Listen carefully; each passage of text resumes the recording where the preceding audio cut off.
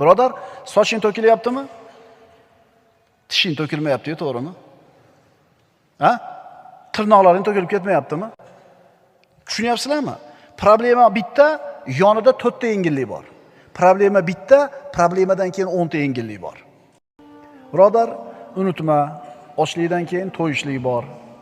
Chanqoqdan keyin qonishlik bor. Bedorlikdan keyin uyqu bor. Kasallik, bemorlikdan keyin tuzalishlik, ofiyat bor. Astagfirullah. Fa'asallohu an ya'tiya bil fathi. Shoyat Alloh g'alaba bersa yoki o'z huzuridan biror buyruqni berib qolsa, g'oyiblar qaytib keladi, adashganlar yo'lini topadi, mashaqqatga kirganlar bir kun kelib qutuladi, zulmat, qorong'ulik ham bir kun albatta tarqaydi. G'amga botib qolgan kishi yaqinda yorug'lik tezligida keladigan farajni kutsin. Birodarlar, tun o'zini eng qorong'u lahzasiga yetdimi? Bas, undan keyingi lahza yorug'likka, tongga qarab yurishlik bo'ladi. Tunni eng qorong'u qismini soat necha bo'ladi? 3 deylik. Ha? 3 bo'ldimi? Cho'qqisiga chiqdimi qorong'ulik? Endi 3 dan 1 sekund o'tdi, endi yorug'likka qarab yuradi. Agar birodar oldingda uzundan uzun sahroni ko'rib turgan bo'lsang, bilginki, uni ortida albatta yam-yashil vodiylar, bog'lar, soya salqinlar bor. Arqon birodar tortilib taranglashdimi? Demak, uzilishga oz qoldi. Mashaqqatlar cho'qqisiga, bizning tilda pikiga yetdimi? Endi buni bu yoqqa yengillikka yurishlik bor. Alloh azza va jalla bu borlig'ini qanday yaratdi?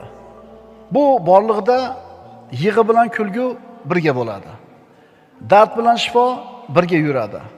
Xavotir bilan xotirjamlik doim yonma-yon turadi. Payg'ambarimiz sollallohu alayhi vasallam aytadilar: "Va annal faraja ma'al karbi va anna ma'al usri yusra." Albatta qayg'u bilan birga xursandchilik bor, qiyinchilik bilan birga yengilchilik bor. Boshing og'riyotgan bo'lsa, birodar, tishing, quloqing, ko'zing, boshqa a'zolaring sog' turibdimi? Boshing og'riyotganda bitta mashaqqat bo'lsa, oldida 5 ta yengillik turibdi. Agar ishing yurishmayotgan bo'lsa, taning sog' bo'lib turibdi, yurting tinch turibdimi? Demak, bitta mashaqqat bor, oldida 2 ta yengillik bor. Shuning uchun mashaqqat bilan yengillik, ya'ni mashaqqat bilan birga yengillik bo'ladi degani ma'nosi shu. Sen faqat bitta mashaqqatni ko'rasan-da, oldidagi 10 ta yengillikni ko'rmaysan. Mana shu yengilliklarni ko'rishni o'rgansang, ustingda turgan mashaqqat, mehnat yengil bo'ladi. Birodar, soching to'kilyaptimi? Tishing to'kilmayapti, to'g'rimi? Ha? Tirnoqlaring to'kilib ketmayaptimi? Shuning uchun bitta mashaqqatni oldida albatta bir qancha yengilliklar bo'ladi, faqat shu narsani ko'rishni bilishligimiz kerak. Shuning uchun birodar, faqatgina yo'q narsaga qaravermasdan bor narsaga ham qarashni o'rgan. Holing ancha yaxshi. Ibrohim Halilullohni olov kuydirmadi. O'tkirg'itishdi. Lekin u davrda o'tkirg'itgan paytda Ibrohim Halilullohni Alloh taoloning Rabboniy inoyati o'rab turgan edi. Shuning uchun o't kuydirmadi. Qulna ya naru kuni bardan va salaman ala Ibrohim. Biz aytdik deydi Alloh taolo, ey o't, Ibrohimga sovuq bo'l, salomat bo'l. Alloh azza va jalla rioyasi, inoyati bor mu'minlarga. Kalimulloh Musa alayhissalom u kishini dengiz cho'ktirmadi. Dengizga kelib qoldi yahudlar bilan. Ularning orqasidan quvib Fir'avn keldi katta qo'shini bilan. Shunda yahudlar tamom tutildik, halok bo'ldik deyishdi. Lekin Musa alayhissalom nima dedi? Kalla inna ma'i robbi sayahdin. Yo'q, men bilan birga Parvardigorim bor. Albatta u meni bir yo'lga boshlar. Alloh taolo qanaqa yo'lga boshlab qo'ydi? Birodar, musulmon banda uni ustiga kelayotgan musibatlar, mashaqqatlar ham Alloh taoloning taqdiri ekanligini bilishlik kerak. Bu mashaqqatlar anbiyolarga ham kelgan. Nimaga kelgan ularga? Robbilari haqidagi gumonlarini sinashlik uchun. Alloh taolo aytadi: "Men bandamning gumonidaman. Men haqimda qanday gumon bo'lsa, shundayman" deydi. Yordam beradi deb gumon qilsa yordam beradi, meni tashab qo'ydi desa tashab qo'yadi. Alloh duoyimni ijobat qiladi deb aniq gumon qilib, aniq ishonib Allohga duo qilsa, duosini ijobat qiladi. Meni duomni eshitarmikin deb ikkilanadigan bo'lsa eshitmaydi. Payg'ambarlarga ham sinov kelgan birodarlar. Robbilar tarafidan kelgan yengillikni kutadimi, kutmaydimi? Mana shu sinovni ular boshlaridan o'tkazishgan. Shuning uchun ustinga musibat keldi. Bitta mashaqqat, bitta musibat. Lekin yonida Robbingga duo qilish imkoniyating turibdimi? Demak, bitta mashaqqat oldi, bitta yengillik turibdi. Bitta musibat keldi, bitta mashaqqat keldi. Iymoning salobatmi? Iymoning salomat. Duoying ijobat bo'lishiga ishonching bormi? Bor. Shuni o'zi mashaqqatni oldida bir qancha yengilliklar bor ekanligini bildirmayaptimi? Birodarlar, musibat bor, yonida duo bor. Musibat bor, yonida iymon bor. Musibat bor, yonida sabr qilsang ajr olishing umiding bor. Musibat bor, yonida sog'liging bor, oilang bor, yori birodarlaring bor. Musibat bor, atrofingda shu musibatni yengishlikka senga yordam beradigan birodarlaring bor. Birodarlar, inna ma'al usri yusra. Albatta, bitta mashaqqat, qiyinchilik bilan bir qancha yengilliklar yonma-yon turadi, deyapti. Shu yengilliklarga qarashni o'rganaylik, shunga odatlanaylik. Ma'sum zot sallallohu alayhi vasallam g'orda o'zining do'sti Halili Abu Bakr Siddiq bilan o'tirar ekan, mushriklar g'orda og'ziga kelishdi.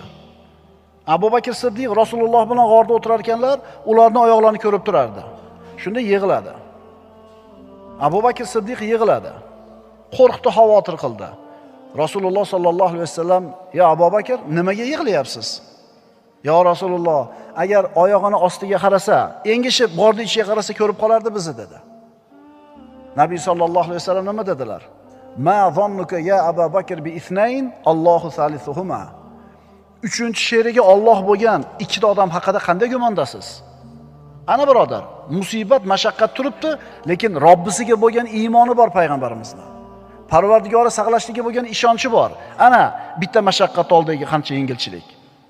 Shunda ularga Alloh tomonidan xotirjamlik keldi, g'alaba keldi, Alloh saqladi. Astagfirullah. La yukallifullohu nafsan illa ma ataha, sayaj'alullohu ba'da usrin yusra. Mana bu oyat ham sen bilan menga birodar bashorat. Bitta mashaqqatni oldida bir nechta yengilchilik bo'lar ekan. Bitta qiyinchilikni oldida 3 ta, 4 ta, 5 ta yengilchilik bo'lar ekan.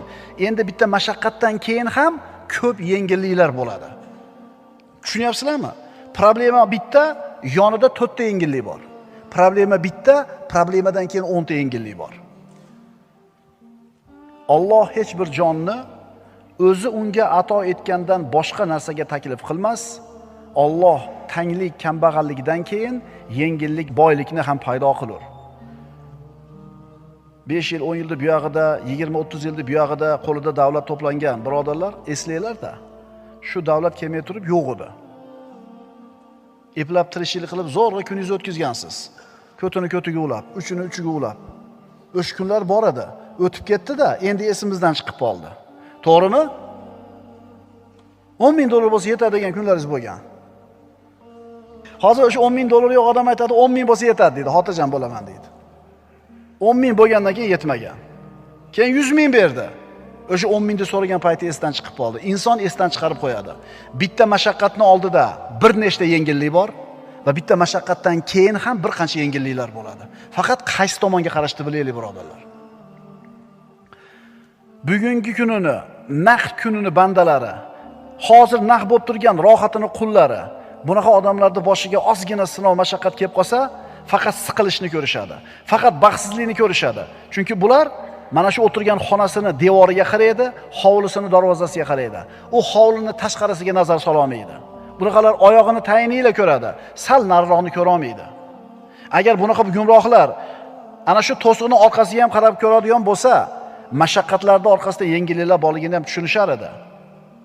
Birodarlar, qiyinchilik, mashaqqat va musibatning orqasida mashaqqatlardan keyin ham bir narsa bor.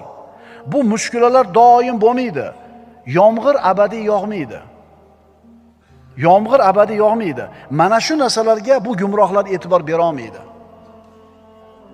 Xandaq g'azotini ko'ring. Musulmonlarning ustiga Madinada turgan paytlarida kelgan mashaqqatning eng og'iri bo'ldi. Madinaga hijrat qilib kelib, musulmonlar ustiga tinimsiz mashaqqatlar, tinimsiz sinovlar, qiyinchiliklar, Ana shu cho'qqisi mashaqqatlarni Xandaq g'azoti kuni bo'ldi. Madinaning shimol tarafiga Quraysh mushriklari 10 ming kishilik qo'shinni yig'ib kelib joylashtirishdi. Musulmonlar Xandaq qazib himoyalanishga majbur. Orqa tomondagi Banu Qurayzaning xiyonati ma'lum bo'lgandan keyin Rasululloh bilan Xandaqni qazigan 3000 ta odamdan faqatgina 300 ta odam qoldi Rasulullohning oldida. 3000 ta turuvdi 10 ming tani oldida. Lekin Banu Qurayzaning xiyonatidan keyin Rasulullohning oldida 3000 tadan 300 ta odam qoldi. Mana endi 300 ta odamning ustiga shunaqa mashaqqat keldi. Qattiq sovuq, qo'rquv, xavotir, ochlik mashaqqatni cho'qqisiga yetildi. Keyin nima bo'ldi? 1,5 oy qamal qilib turishdi. 1,5 oy. Ammo bu sahobalar Allohning va'dasiga, Rasulullohning va'dasiga ishonishdi, sabr qilishdi. Mushkulani eng cho'qqisi, muammoni eng kattasi qarshisida sobit turishdi. Natija qanday bo'ldi? Lam yanalu khayro. Alloh taolo ana shu mushrik bo'lgan kimsalarni noumid qaytardi. Hech qanday yaxshilikka erishmadi, qaytib ketishdi. Xandaq g'azoti nihoyasiga yetganidan keyin Rasululloh aytdilar: "La yaghzunana ba'dal yawm." Endi buni bu yog'iga bizning ustimizga qo'shin tortib kelisha olmaydi ular. Ana mashaqqat cho'qqisiga chiqdi, endi qaytdi. Shuning uchun aytayapmiz-da, yomg'ir abadiy yog'maydi. Bu ustingda turgan mashaqqatlar abadiy bo'lmaydi. 1 oydir, 1 yildir, 2 yildir, 5 yildir tugaydi. Faqat nima qil? Shu mashaqqatda turganingda yengilliklarni ko'rishni o'rgan. La yukallifullohu nafsan illa ma ataha. Alloh hech bir jonni o'zi unga ato etgandan boshqa narsaga taklif qilmas. Alloh tanglik, kambag'allikdan keyin boylikni, yengillikni ham paydo qilar. Mana shu qiyinchilik va yengilchilik haqida sahobalarning bir qancha so'zlarini o'qiymiz. Abdulloh ibn Abbos roziyallohu anhu aytadi: "Bitta mashaqqat ikkita yengilligini yenga olmaydi." Aytdik-ku, bitta mashaqqatning oldida eng kamida 2 ta yoki 3 ta yengillik bo'ladi. Endi bitta mashaqqat ikkita yengilligini yenga olmaydi, deyapti. Ummatning donishmandi bo'lgan Abdulloh ibn Abbos roziyallohu anhu. Abdulloh ibn Mas'ud roziyallohu anhu aytadi: "Agar bitta mashaqqat bir kavakka kirib kelsa, yengillik quvib uni orqasidan albatta kiradi. Yengillik 2 ta bo'ladi yo 3 ta bo'ladi." Ibn Mas'ud yana aytadi: "Agar bir mashaqqat kavakka kirib olsa, uni ortidan yengillik kiradi-da, uni u yerdan haydab chiqaradi." Faqat musulmon odam e'tiqodi shunday bo'lishi kerakki, mashaqqatning oldida yengilchilik bor. Mashaqqatdan keyin ham yengilchilik bor. Faqat uni ishi sabr qilib, iymon keltirib, duo qilib kutishi. Shoyat bundan keyin Alloh yengillikni ato qilsa. Mana fa inna ma'al usri yusra, inna ma'al usri yusra. Bas albatta har bir og'irlik, mashaqqat bilan birga yengillik ham bordir. Yana takrorlanyapti shu so'z. Albatta har bir og'irlik, mashaqqat bilan birga bir yengillik ham bordir. 2 marta takrorlayapti. Bu oyatda musulmon kishiga bashorat bor. Qiyinchilik davomiy bo'lmaydi. Doim yengillik yonida bo'ladi. Surada Alloh subhanahu va taolo mana shu ma'noni 2 marta takrorladi. Ta'kidlab aytdi. Mashaqqat bitta deb zikr qilindi, ammo yengillik esa nakira qilib zikr qilindi. Nima degani? Bitta emas degani. 2 ta, 3 ta, 5 ta, 10 ta. Ma'qulmi? Bitta mashaqqat bor, yonida son sanoqsiz yengilchiliklar bor. Qoida: yengilligini kutib yashash eng yaxshi ibodat hisoblanadi. Yengilligini kutib yashash eng yaxshi ibodat bo'lib hisoblanadi. Bo'ldi endi, tugadi endi, tugadik. Biroq uni yupatishga harakat qilsa, u tushkunlikka tushaveradi. Ya bo'ldi, uni dema, o'sha tugadim, bo'ldi, menda xodim. Nimaga yashayapsan? Umid qilyapsan, shuning uchun yashayapsan. To'g'rimi? Umiding bor-da. Kunlar almashib turadi, birodarlar. Zamon o'zgarib turadi. Zulmatdan keyin keladigan yorug'lik bor. Tundan keyin keladigan tong bor. Hakim bo'lgan Alloh subhanahu va taolo har kuni bir faoliyatda. Kimnidir ko'taradi, kimnidir tushiradi, kimni boy qiladi, yana kimni kambag'al qiladi. Shuning uchun birodar siqilma. Davomul hali minal muhal. holatni doim bir xil bo'lishi mahol. Ishlaring yurishib turibdimi? Doim bir xil bo'la olmaydi. Bir kun tushishi bor.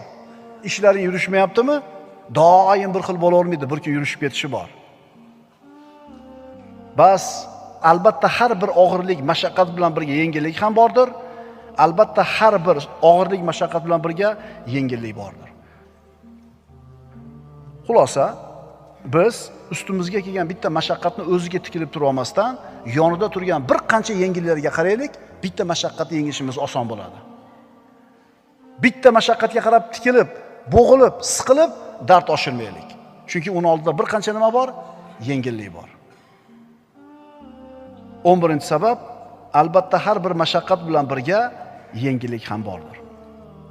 O'tgan mavzularimizni bir qator qaytarib qo'yamiz. Saodatning sabablari degan silsila darsimizda birinchi mavzuyimiz fikr qil, shukr qil. Ikkinchi mavzuyimiz kechagi kun o'tdi, ketdi. Uchinchi mavzuyimiz bugungi kun seni kuning. To'rtinchi mavzuyimiz kelajakni qo'yib tur o'zi kelgunicha.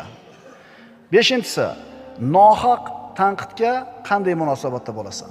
Oltinchisi boshqalardan rahmat kutma. Yettinchisi odamlarga yaxshilik qilish insonni qalbini yorishtiradi. Sakkizinchisi bekorchilikdan qutulgin. To'qqizinchisi immo taqlidchi bo'lma. 10-si qazo va qadar. 11-si fa inna ma'al usri yusra. Albatta bir mashaqqat bilan birga yengilchilik ham bordir.